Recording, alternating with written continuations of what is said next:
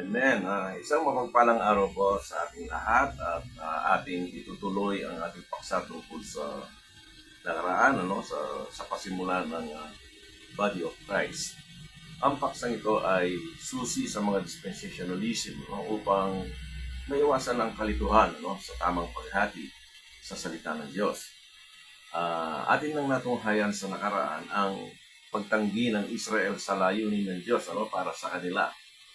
Sa kabila ng ibinigay ng Diyos na extension of mercy from the death of Christ until Acts chapter 7, when they finally rejected the Holy Spirit and killed Stephen. Ang bahaging ito sa iyong Biblia ay inilalarawan. Ito yung sa parable of the fig tree. So sa patuloy na pagtanggi ng Israel sa Diyos, sila ay nahulog. Kaya ang kanyang layunin, itatag ang kanyang kaharian sa bansa nito, sa Israel, ay pansamantalang natigil. At mayroong isang sikreto na nakatago sa Diyos sa Ephesians chapter 3 verses 1 to 9. Ito ay ating makikita.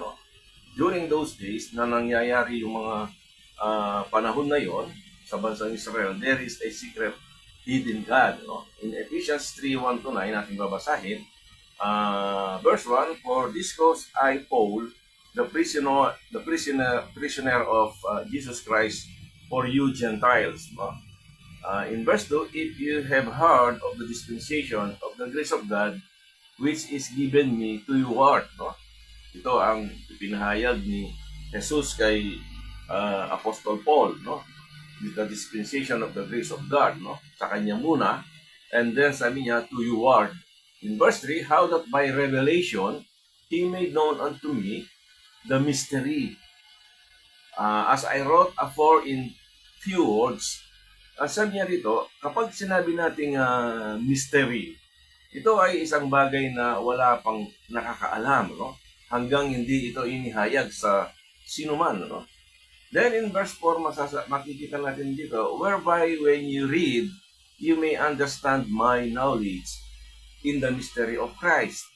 Verse 5, "Which in other ages," sa anumang panahon, sabi niya, "was not made known unto the sons of men, as it is now revealed unto his holy apostles and prophets by the Spirit."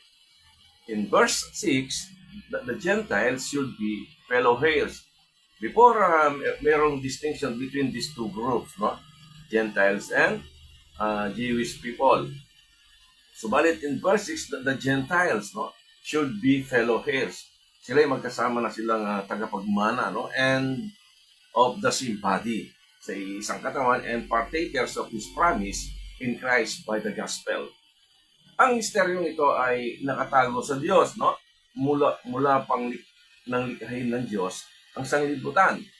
In verse 9, and to make all men see what is the fellowship of the mystery, which from the beginning of the world had been hidden God, who created all things by Jesus Christ.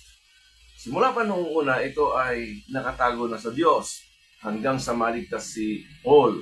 Hindi nagtagal, ipinahayag sa kanya ang sikretong ito ni Jesus, which is the dispensation of the grace of God. So, sa unang mga talata, sa Ephesians chapter 3, ito yung mystery of the fellowship into one body, into one body between the Jews and the Gentiles.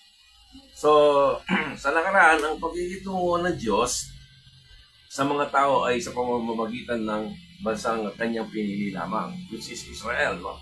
Sila ay hiniwalay at binigyan ng tanda. Ito ay ang pagtutuli. So lahat ng kanyang pinili, which yung lahat ng mga Hudyo, sila ay kanilang tinutuli.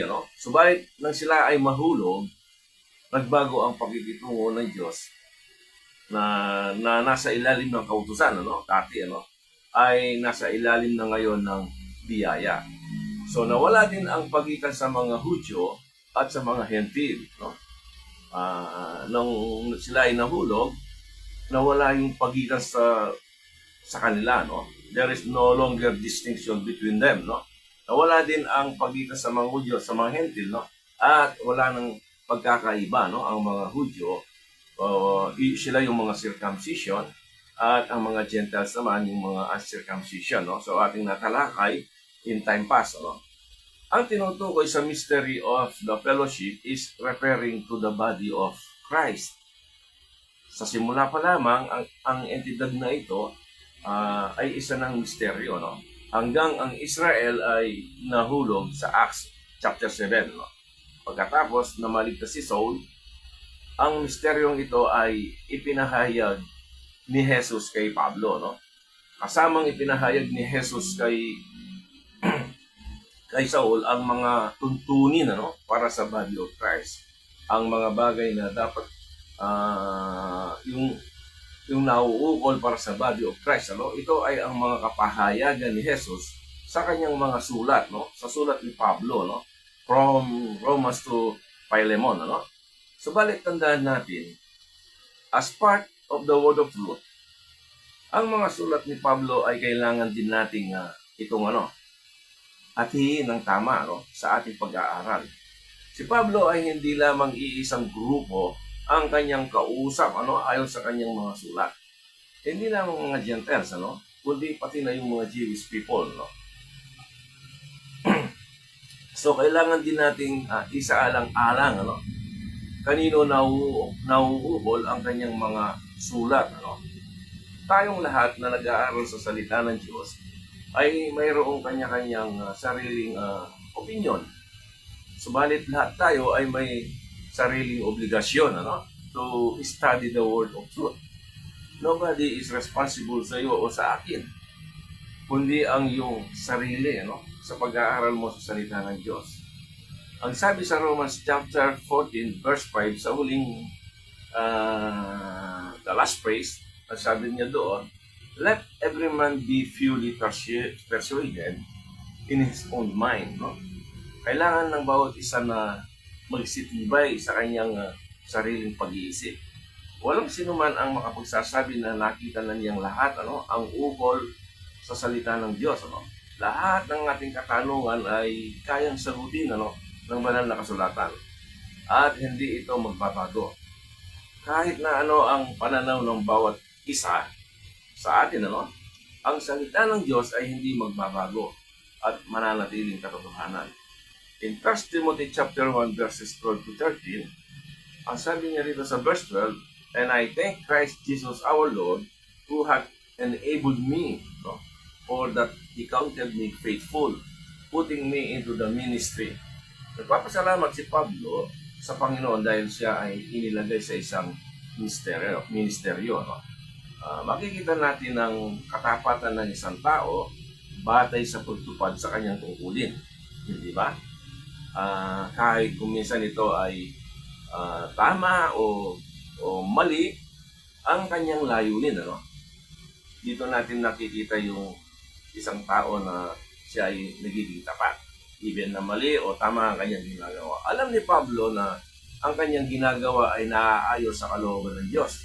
Kaya siya masigasig, who was before a blasphemer, and persecutor, and injurious.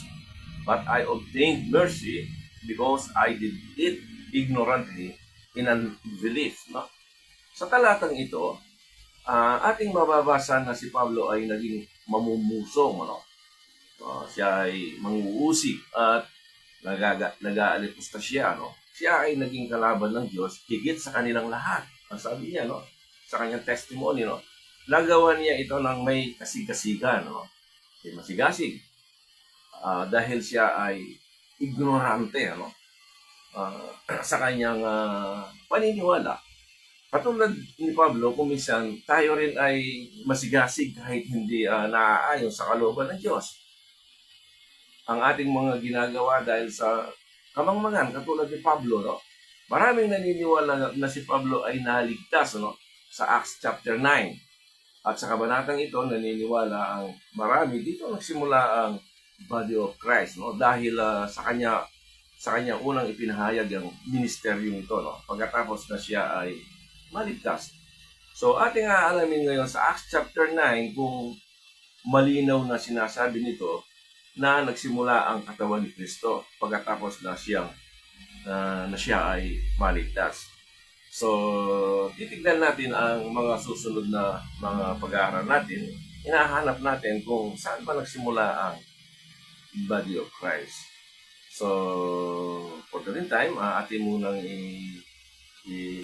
ipagpapatuloy natin ito sa susunod na araw. Muli, sa mapagpalang araw. Salamat and God bless. To God be the glory.